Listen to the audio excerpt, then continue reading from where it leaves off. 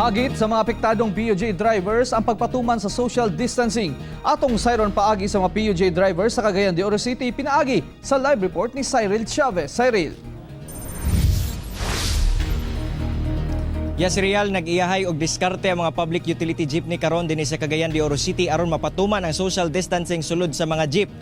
Og usa kini ka pamaagi aron makalikay sa COVID-19 sama na lamang niining usa ka honesty jeepney dinhi sa Dakbayan.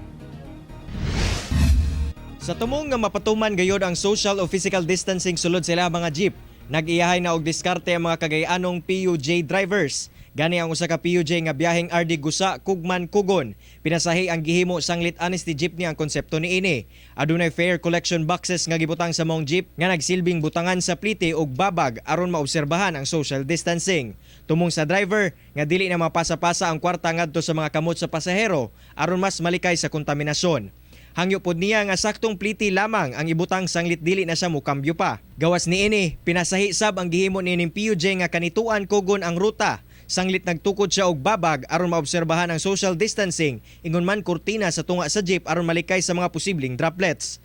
Among mga lakang gidayeg sa LTFRB Region 10, sanglit nindot kini nga paagi aron makalikay sa COVID-19 ang ilahang mga pasahero. Mga operator sa public utility vehicle, no, labi na kini PUJ nga aduna na tay mga initiative, no, aduna tay mga effort lugar sa atong mga driver nga himo nila nga ang duha ka pasahero di gyud magdikit, no. Samtang gibutyag sab sa LTFRB 10 nga posibleng sunod semana, dunay pagsaka sa pritihan nga ipatuman sanglit 50% na lamang ang mga pasahero nga pwedeng kuhaon sa mga PUJ. Gikan sa 8 pesos nga regular fare, musaka kini ngadto sa 9 pesos. Ug kung kaniadto 1 pesos and 40 centavos ang dugang matag kilometro, mausab kini ngadto sa 1 pesos and 50 centavos matag kilometro. Kay atong i-revise ang tanang mga ruta nato dinhi sa Cagayan de Oro City, Region 10, kay i-reduce naman ang pasahero. So i-reduce po ang atong mga number of units, at the same time na ay adjustments sa taripa.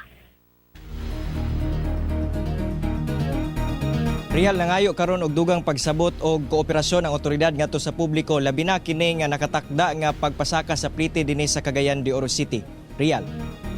Okay, daghang salamat Cyril Chavez.